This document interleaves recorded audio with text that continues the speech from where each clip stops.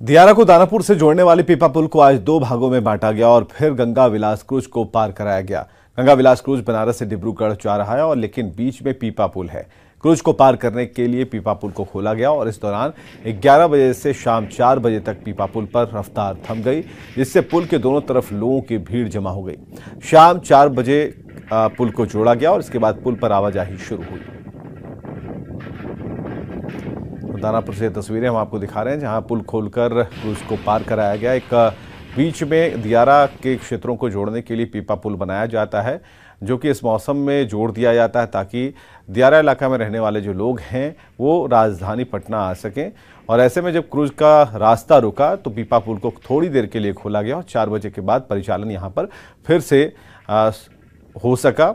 और यहाँ पर आप देख पा रहे हैं कि क्रूज जो है गंगा नदी में किस तरीके से पीपा पुल के खुलने के बाद क्रूज का परिचालन भी हो पाया। डिजिटल मार्केटिंग को सीखकर आपके प्रोडक्ट्स और सर्विसेज को दुनिया को बेचना चाहते हैं तो फ्रीडम ऐप को अभी डाउनलोड करें। डिजिटल मार्केटिंग का एक्सपर्ट। और जैसे ही क्रूज गुजरा उसके बाद पीपा पुल को फिर से जोड़ दिया गया।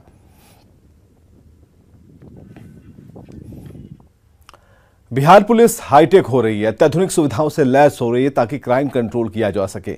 लेकिन चुस्त पुलिस की हकीकत उस वक्त दरभंगा में सामने आई जब पुलिस गश्ती पर जा रही थी, लेकिन गाड़ी बीच रास्ते में ही धोखा दे गई, जिसके बाद पुलिसकर्मियों को गाड़ी स्टार्ट करने के लिए धक्के लगाने पड़े, जिससे स्मार्ट पुलिस की पोल खुल गई।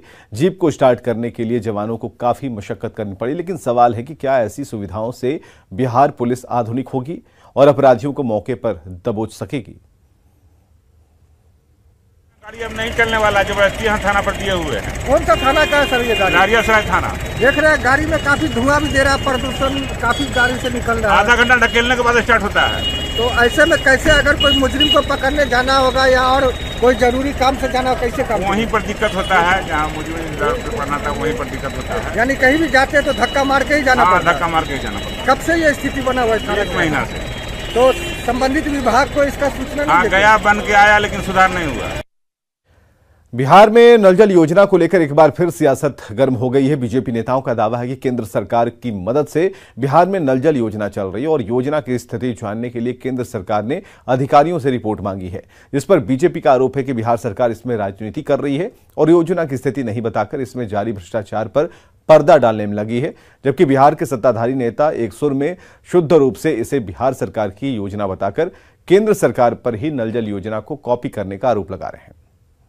सभी घरों में शुद्ध पीने का पानी उपलब्ध कराने की योजना अगर केंद्र सरकार के द्वारा 35,000 करोड़ रुपए का आवंटन मिला राज्य को और उसको बिहार सरकार की तानाशाही रवैये के कारण उसको नहीं लेना, और साथ साथ केंद्र सरकार ने कहा कि अगर कोई जिला बेहतर तौर पे इस क्षेत्र में काम किया है, हर घर जल योजना को सही तरीके से जमीन पर उतारने का काम किया है, वैसे जिला पदाधिकारियों को हम सम्मानित करेंगे। उसकी सूची दे तो बिहार सरकार ने वो सूची भी उपलब्ध नहीं कराया।